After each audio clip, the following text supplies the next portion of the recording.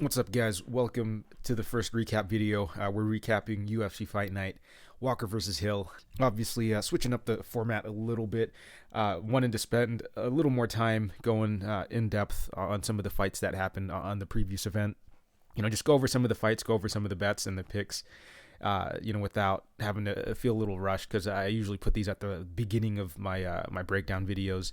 That way, I can also get those out a little sooner and also get right into the meat of the breakdowns. But, without further ado, let's just get into the previous card here.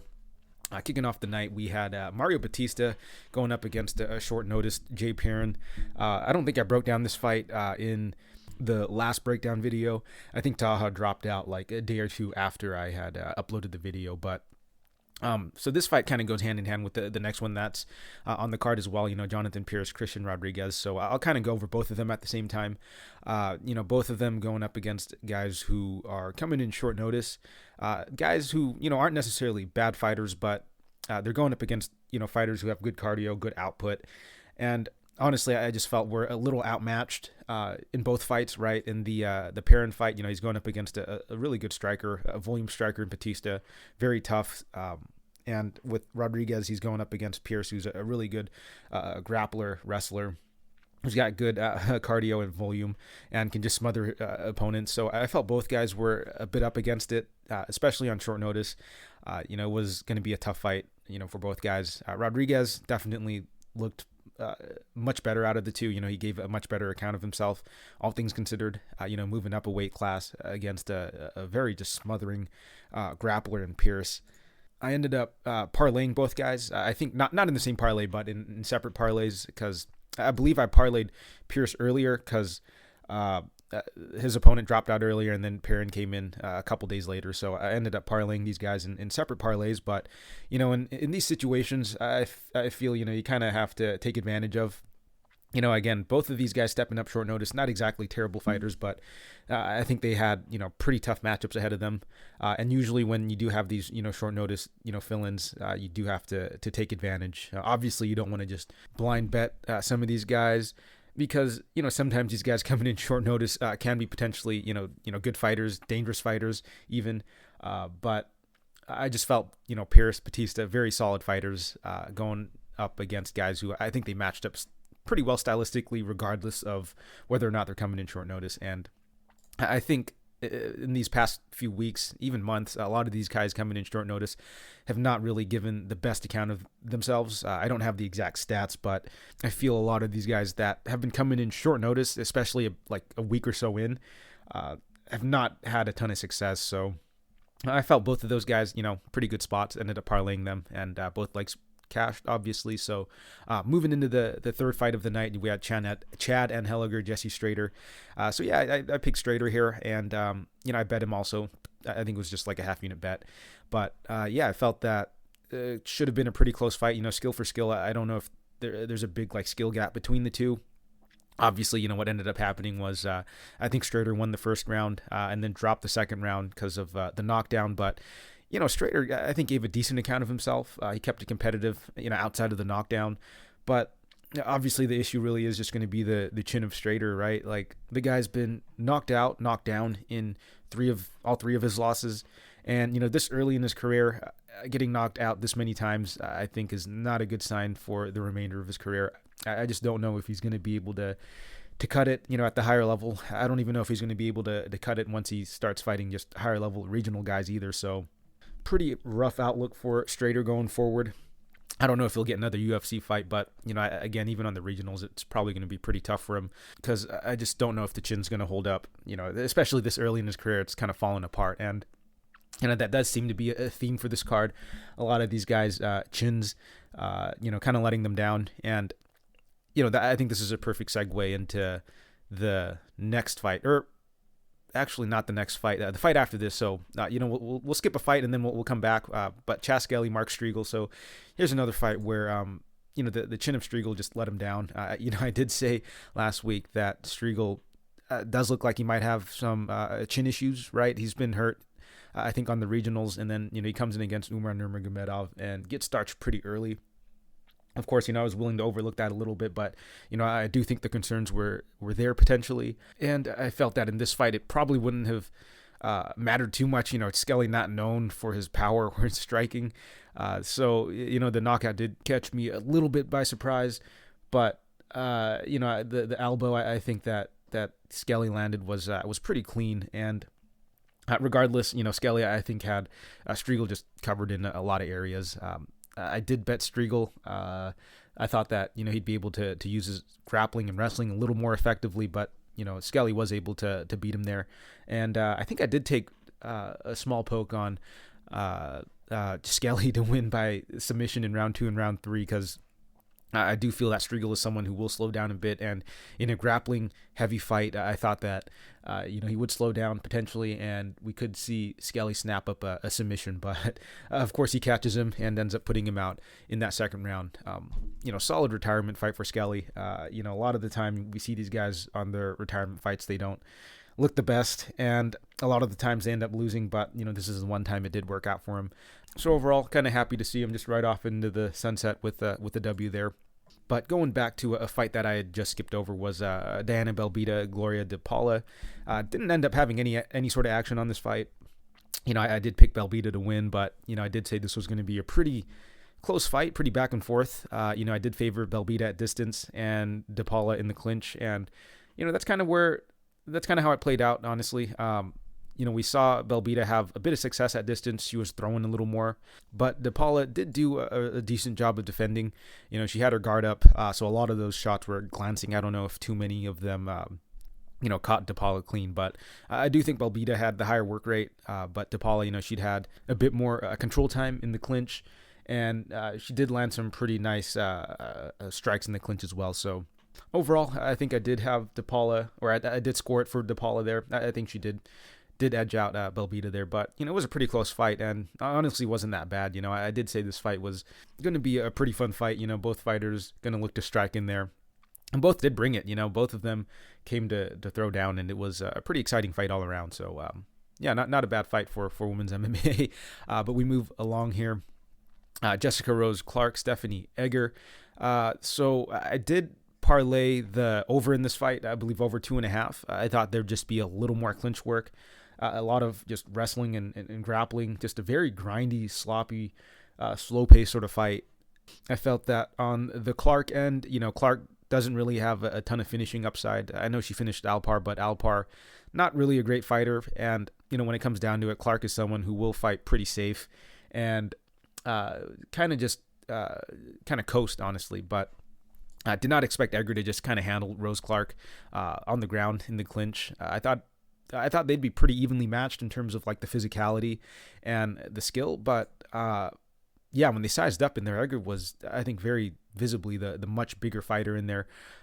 Rose Clark, she, I think is someone who could probably make 125. The weight cut probably isn't too good on her, but yeah, in there, I mean, Egger just looked like the way bigger, stronger woman in there.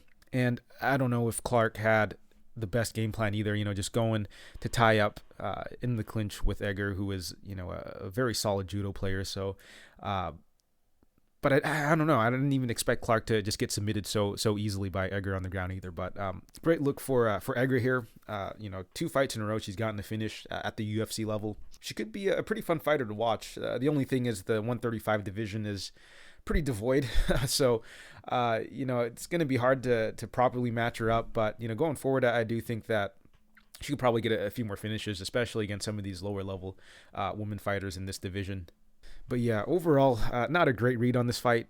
Probably one of my worst reads on this card, actually, because I did pick Clark to win, and I did take the over as well.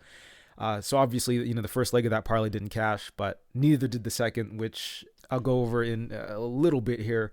But I guess the positive is that if you're going to have a parlay bust, you may as well have both legs not hit, right? So moving along, Gabriel Benitez, David Onama, and I did end up placing a bet on David Onama here. He had dipped, I think, all the way down to around like minus 140, and I took a small shot on him there because I did feel that Benitez is definitely the more technical striker in there, and on top of that, just way more experienced. But I felt that overall, Benitez was on a pretty noticeable decline.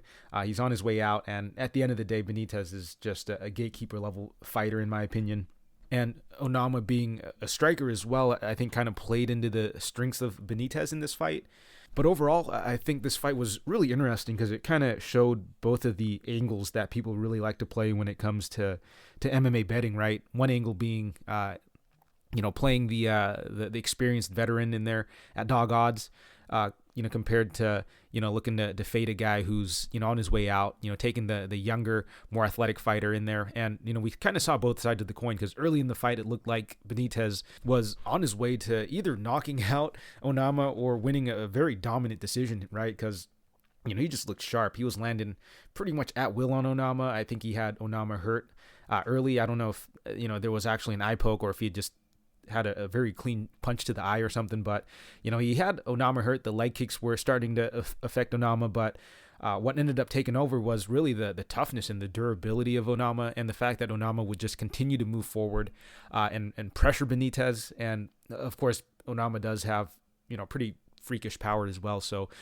he was able to continue just pressing forward and not giving Benitez too much room to play with, and then ended up winning the fight, landing a 12-fight combination to get the the TKO stoppage. So yeah, very intriguing fight where we got to see both sides in action, right? We saw really the experience and the technical gap between the two in action a little bit early, but then we saw also, the youth advantage, the athleticism advantage, and the durability advantage, because that's a huge thing, right, in MMA, the durability that a lot of people tend to kind of gloss over in a lot of these matchups.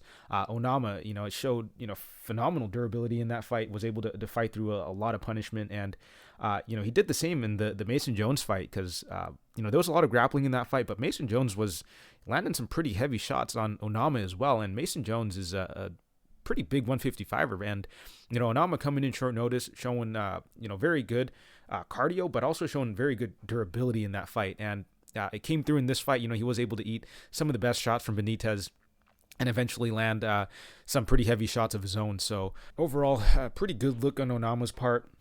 I am a little concerned they may be rushing him into some of these tougher matchups a little early in his career, because while he has shown very good durability, power, and heart, I do still think he needs a bit of polishing up, for the rest of his game.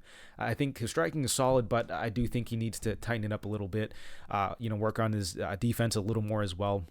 Maybe the footwork also. He still is very early in his career. I would hate to see him get rushed, into a top 15 or top 10 opponent this early in his career. I think Onama does need a little more time to rack up that experience, really get some more reps in before he gets that step up, because I do think that Onama's got quite a bit of potential in this division. Would hate to see him get rushed in this early, but, getting a win over Benitez this early in your career, it's probably the UFC's probably gonna give him a push, which I don't know if it's gonna be the best idea. Would like to see him get a step down in competition, because your first two fights in the UFC against Jones and Benitez, very tough fights, honestly. But solid fighter in Onama. Very excited to see him fight moving forward. But moving along, Joaquin Buckley, Abdulrazak Al Hassan. I was on the Buckley side in terms of a pick, but betting wise, I think I only took Al Hassan to win in the first round, because, honestly, I don't know if I had the best read for this fight. I just thought that Al Hassan to win in the first round at like plus 450 or like plus 500 was a little ridiculous, because, Al Hassan does have pretty crazy power. All of his finishes, or all of his wins, are in the first round via finish. So that's pretty much his win condition. And to give me those odds on it against someone who is as big of a puncher as Al Hassan, against someone like Buckley who has been chin checked before, I thought that it was worth a small stab there. But ended up not pulling the trigger on Buckley, because I did feel that the knockout was, I think, pretty live, especially with how potentially shaky Buckley's chin is. But this fight was a little weird in how I thought it would play out. I didn't think there'd be this much wrestling. I thought it'd be a bit more of a stand-up affair, but to see Buckley attack the wrestling and the grappling as aggressively as he did, I think showed, pretty good game planning, pretty good fight IQ, because, we did see Al Hassan struggle a bit, with the wrestling before, and with the power that Al Hassan brings, you do have to, look to try and mitigate that as much as possible. And, Buckley was able to I'd say, win 2 rounds with the wrestling. That third round kind of caught me by surprise. I didn't expect Alisson to be able to get his wrestling going that late in the fight. I thought, after the second round, we'd see Alisson slow enough that we'd see Buckley maybe have a little more success with the wrestling. But, Alisson being able to turn it up in that third round was a little surprising, honestly. I thought Alisson would just be way too gassed, but overall, not a terrible look for both guys, honestly. Both of them showing a little more well-roundedness in their game. Both guys were slowing down quite a bit, I felt, but, they're pretty big, muscular guys. I didn't expect Buckley to slow down as much as he did, though, but maybe it's just that Buckley's not quite used to that sort of grappling pace, because most of the fights that I've seen Buckley in, he's just looking to strike, and he has shown pretty good striking volume and cardio. But since this fight did involve a decent amount of grappling, maybe that was what really did his cardio in this fight. But yeah, honestly, pretty sloppy fight overall. But good to see that both guys showed a few more wrinkles in their game. But moving along, Jim Miller, Nicholas Mota, and I think I did end up parlaying Mota here. So I did say the value was probably on Miller, or that I wouldn't really like to play Mota at juice. So what I tend to do in some of these spots, if I like a guy to win, but I don't like how juiced he is, I'll just parlay him up with someone who I feel is a lock, like guys like Pierce or Batista, or even like Daukaus. Kind of use them to soften up the odds a little bit. So instead of getting like the minus 170 on Mota, you're essentially getting him at evens and potentially even dog odds because of the other leg of the parlay caching. And I don't know if it's the best strategy, but usually I do that when I feel like there are a few other guys on the card that are locks. And I'll go over Daukaus later, but I felt like Daukaus was a lock. I used him to anchor a lot of parlays, tracked and untracked. Kind of ridiculous how many parlays that I had Daukaus in just anchoring. And I'll go over that in a little bit. But going back to the Miller fight here, I just thought that the stand up of Mota, the strikes, would be a little too much for Miller. Miller historically is someone who's gone pretty hard in that first round, and if Miller did kind of blow his load early, we potentially see Mota take over in the second and third round. But Miller was able to hang with Mota on the feet. Little surprised, but not really, I guess, because Miller is a veteran in there, and he does have a good striking as well.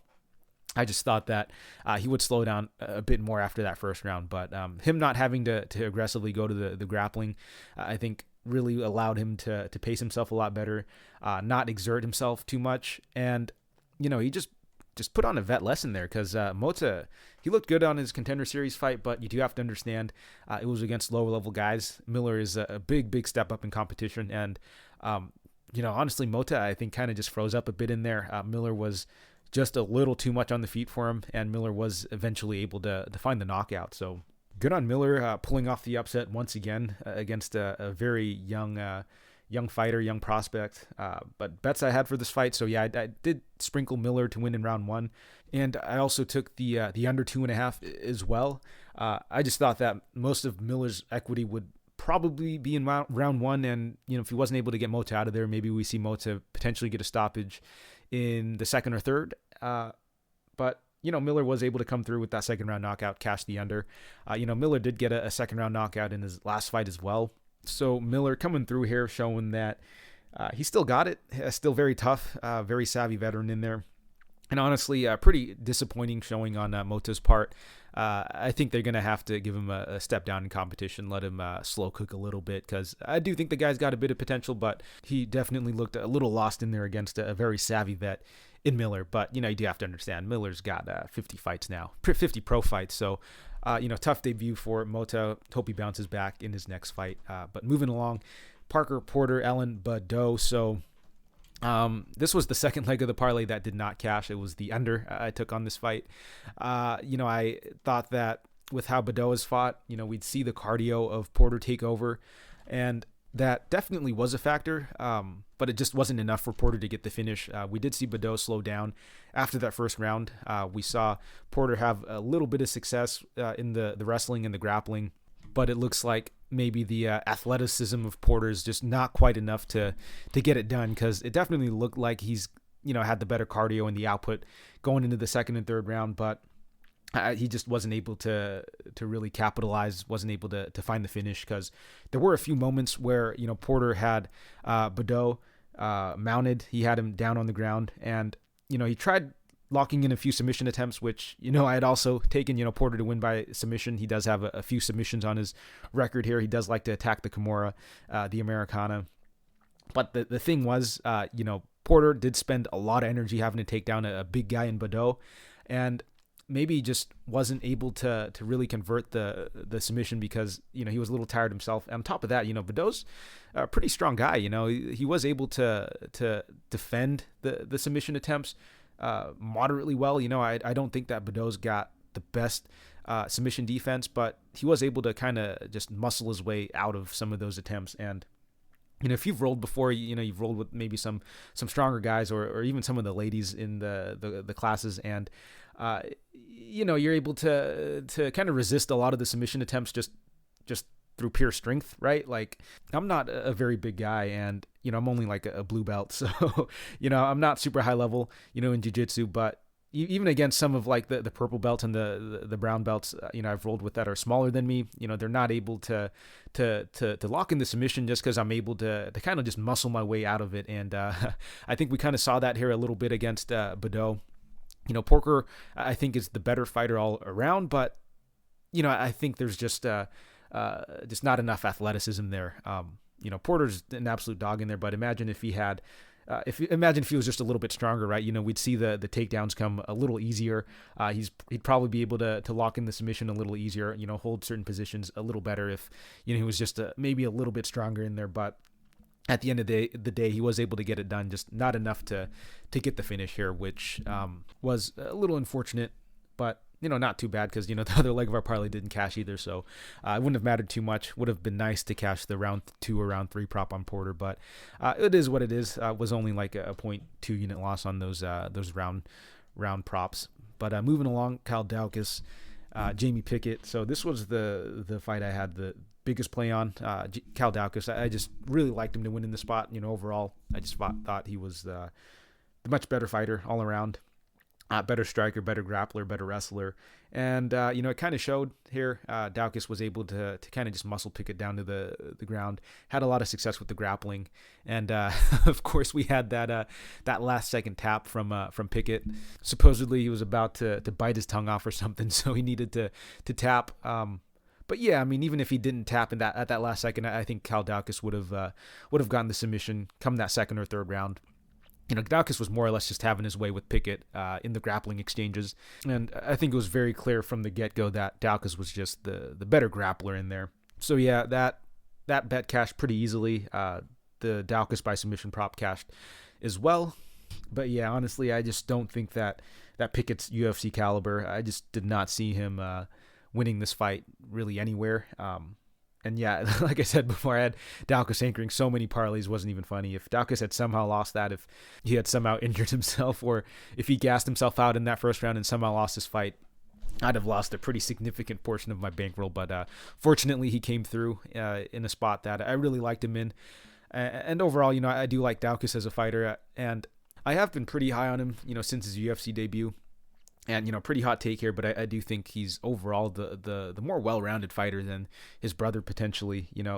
Big Daukaus has had, I'd say a pretty soft run in the UFC, pretty favorable matchups, on top of the fact that, heavyweights, pretty shallow division. And, he's had, I think, more success, but I do think that little Daukaus is maybe the better fighter overall. So that's my hot take there. But, I do think, Kyle Daukaus, he's got a bit of potential in the division.